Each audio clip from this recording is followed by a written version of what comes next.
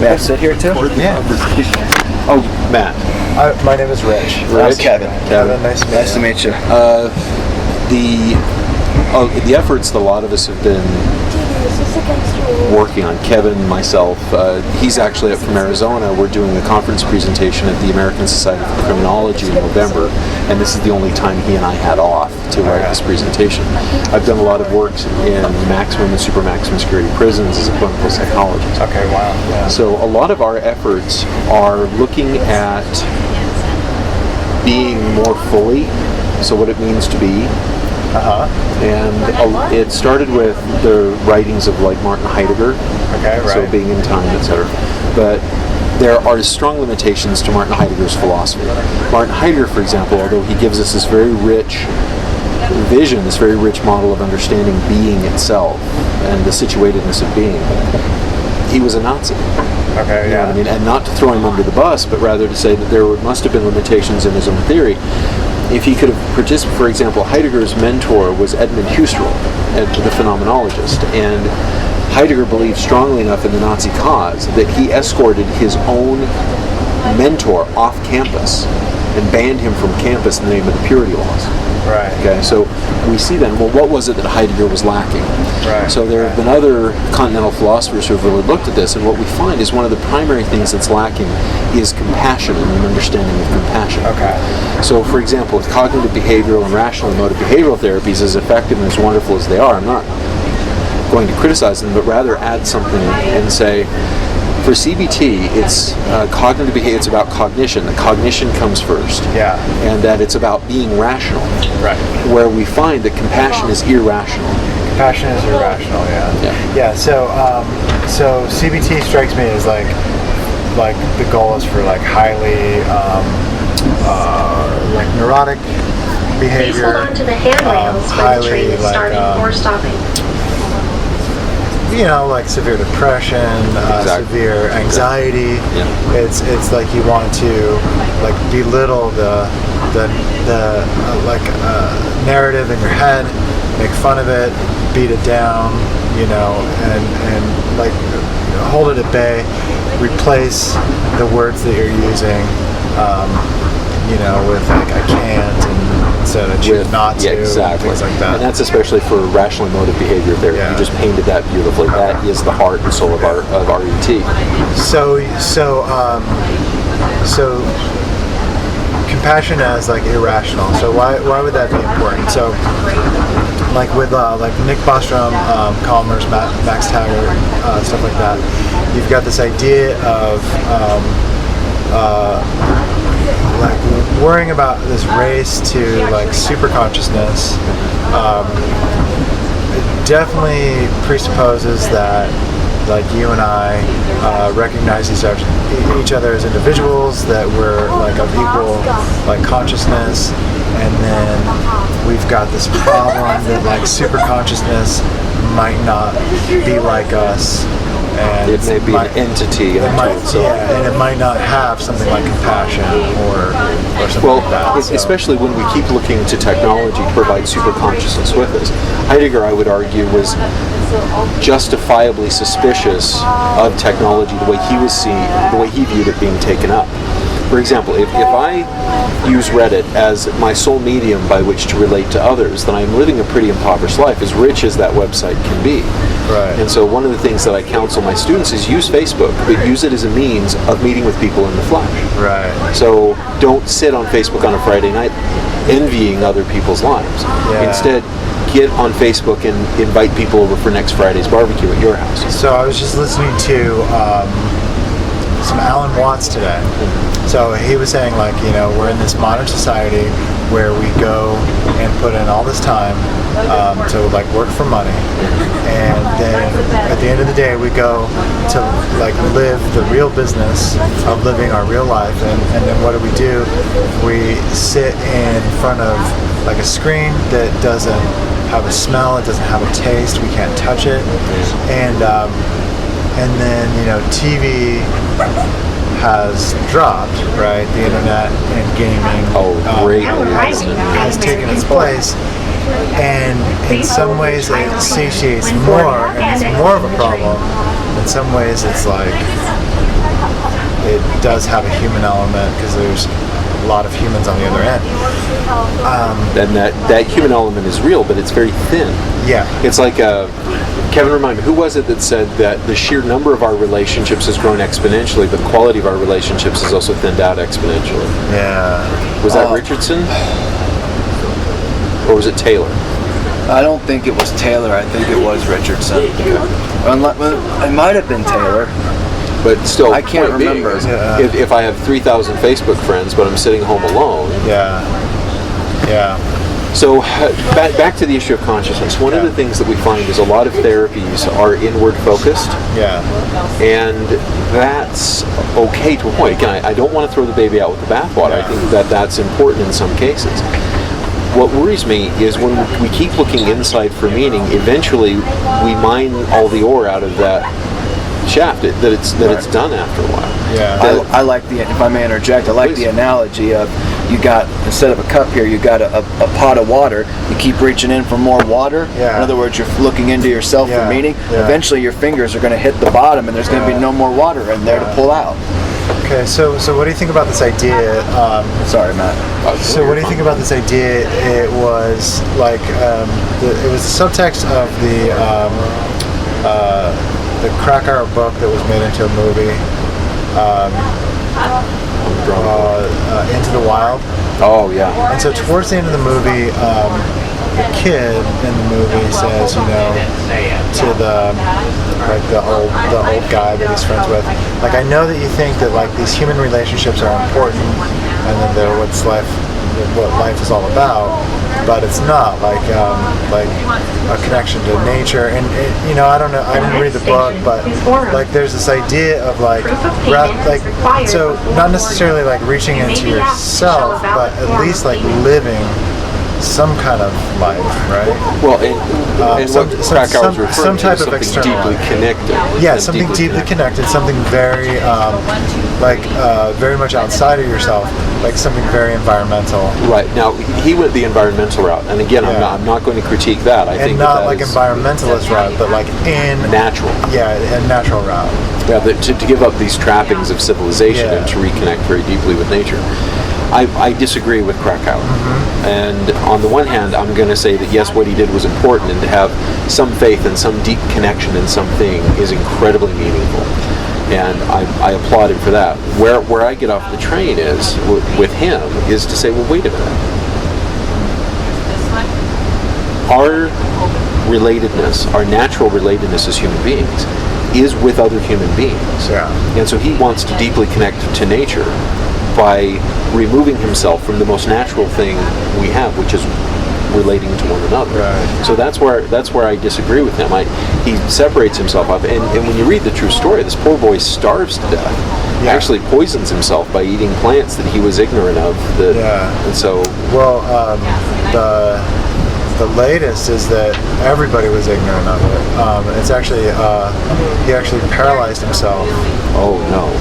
So there was like a type of neurotoxin that was in a plant that was similar to something called wild pea that the Nazis actually experimented on in one of the camps. So he ingests a paralytic.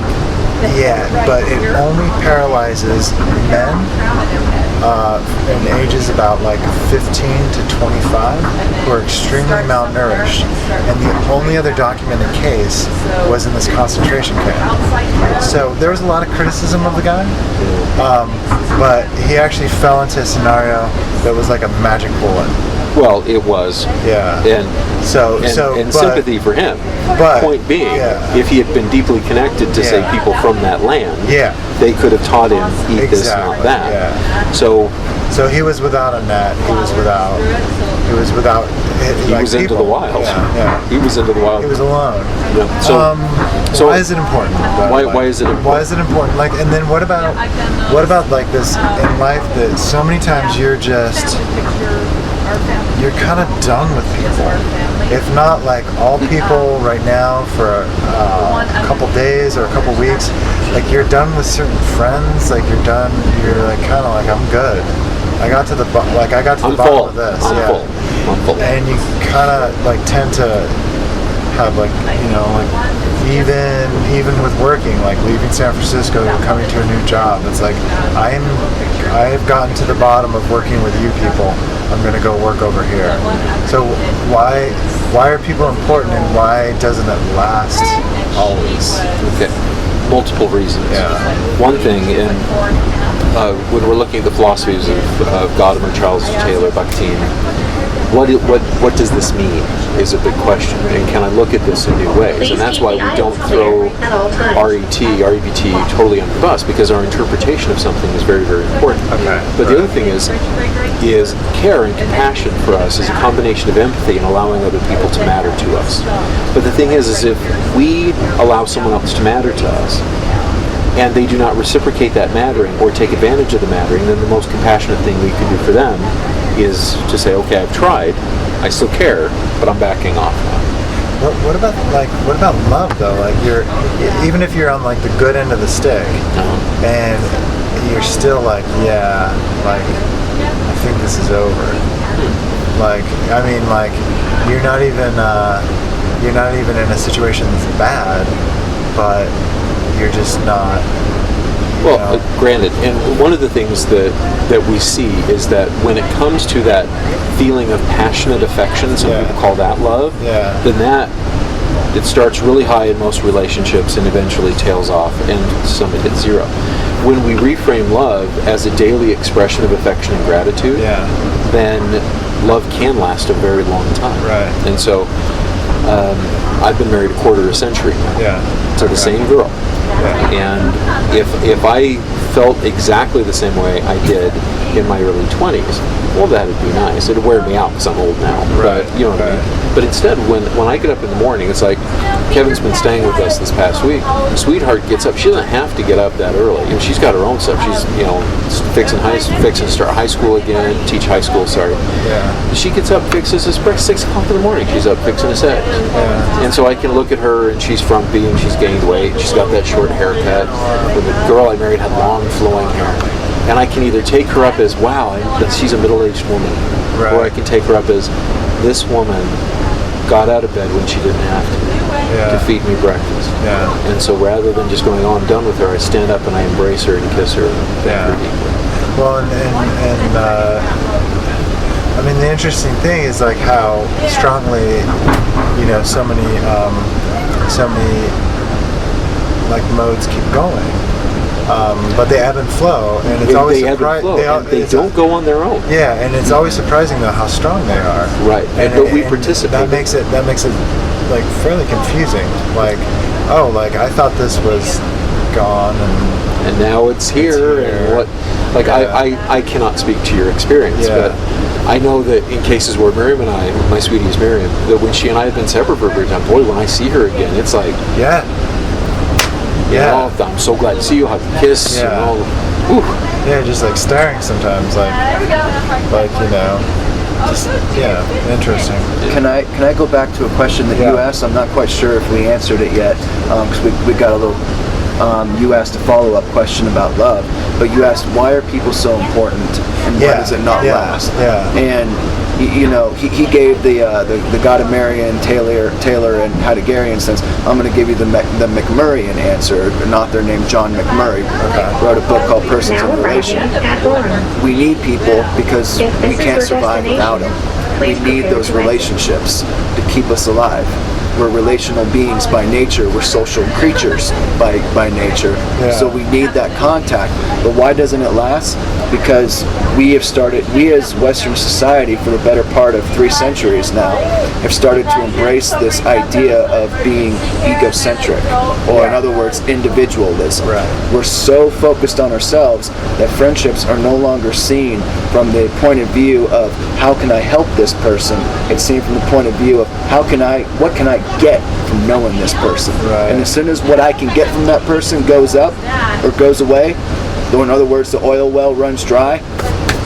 Right. Yeah, on to the next thing. On to the next thing. So one of our big operations in Salt Lake is the Secret Santa gift exchange. And so we're very familiar with the phenomena of what you give is more powerful than what you get. And it's almost more powerful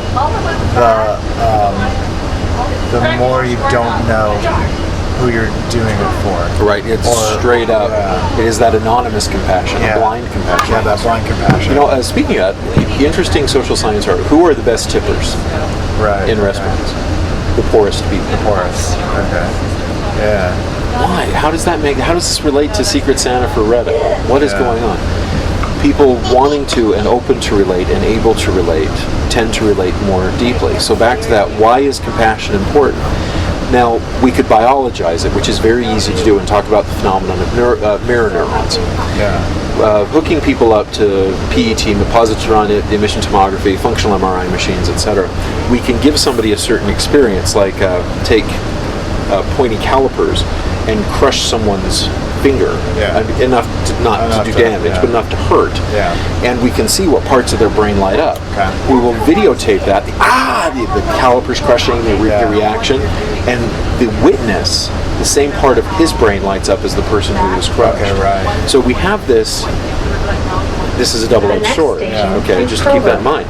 That we are very deeply relational beings, that empathy becomes a shared experience. This is why we see burnout in doctors and therapists and nurses, etc., is because they share through stories all of these experiences in a very visceral way. However, that's the negative. The positive of it is I get you. Like when a woman comes in and she's pregnant, she says, "You're a man, you'll never understand this." Okay, not completely. You're right. I can't get pregnant. But when you talk about nausea, I know what nausea feels like. Yeah. Bloating, I know what bloating feels like. When you talk about feeling, swollen ankle, been there. Yeah. You know what I mean? So 99% of their experience I can get and really tune into deeply. Never mind the fact that through our imagination, we can also fill in a few more gaps. Even if incompletely Right. or inaccurate. So, what do you think is going on with us when, like, new relationships, like platonic or romantic, are so much more exciting? Seeing old friends after a long time, like what's going on with us neurologically? Okay. That's like so enjoyable. The same reason why some guys get addicted to porn. Okay, I know that may sound out of left field. One of the things that excites us neurologically is new stimuli. So new relationships where it's unpredictable, it's a little bit off, etc. Then that's more engaging for our attention. We seem to be primed for that. We're very sensitive to new information. However, it's not. If we look at things biologically and reduce our experience just to biology, then we're really misunderstanding the experience. It gets back to this. I participate in relationships, and so new relationships are easier for us biologically. We're primed for those. What's a little bit harder is maintaining a current relationship. That actually takes effort on our part to explore and to find out what is new. So, for example, a friend of ours lives up in Woods Cross, just north of Salt Lake. Exiting the train. And this fella and I have been friends. We moved hither and there, and next thing you know, years later, we're in our 40s now, and he lives in Woods Cross, and I live down in Springfield. And so we connect very deeply on a few things to this day. It was really good to see him again after many years, etc. But I know that when I want to talk barbecue, I want to talk gardening, and I want to talk about fiction, he's an author, that's what he and I can connect around. When I want to talk to him about spirituality, theology, etc., that's outside of his world. I don't have those conversations with him. So when it comes to barbecue, I call my buddy. Does that make sense? Yeah, it does. And so that takes some maintenance, some effort. So, do you think that like it's like a deficiency or a failing to like focus on like the novelty of the new stimuli and like set that as your mode of life, or like, are you missing something? I'm going to put a big fat that depends on it. If I am throwing people under the bus emotionally in the name of my preferred style, I am going to fault that. But if it's we come into this relationship, it may or may not be permanent, may be temporary, who knows, but I love you and I'm here for you, brother. And then, hey, I've got this other job, keep in touch, and I mean it. Then no, that's brilliant. You know what I mean? Because there are some of us, for example, as we're extroverted. You know what I mean? I can sit and chat with people on a train, on a bus, on a plane, no problem. Like, give me 500 students in an auditorium, I'll entertain them for a semester. I like new relationships. I like caring about people. But one of the things I've found that's very damaging is because I have this particular style, there are other other people I know, colleagues and friends who are maybe more introverted, who because of myself, hi, how are you? Oh, hi, how are you? That the first person who really deeply connected to me now feels abandoned and alone. And so I have taken that upon myself to go, I am so sorry. So there are friends that I connect with at big parties. Last night, for example, we had a big comedy gig. My cousin's a stand-up comedian. He's starting to make it big here in Salt Lake. So a bunch of stand-up comedians were coming, and I can connect to these extroverts in that way. But then there was the kid who sat down next to me, and he and I became buddies at the comedy gig. And I start seeing him at comedy gigs. He's shy. He comes up, hey man, it's good to see you again. Well, now I reach out and include him in those dialogues. Does that make sense? Yeah, it does. And so there's this, one of the things that's very frustrating for Kevin and I, no, I can't speak for you. No, you can. Okay. Is it seems like we're having to teach our colleagues the golden rule. Yep. Especially, that is very frustrating for me. He works at a very challenging residential treatment center called Devereaux in Mesa. No, Scottsdale. And whereas I've worked in max and supermax prisons, as well as my own little private practice, but when I sit down with my colleague, for example, I don't know, how close are we to Provo? We're coming up on it. Yeah, pretty close. So, guy shows up in the office claiming to be suicidal. Yeah.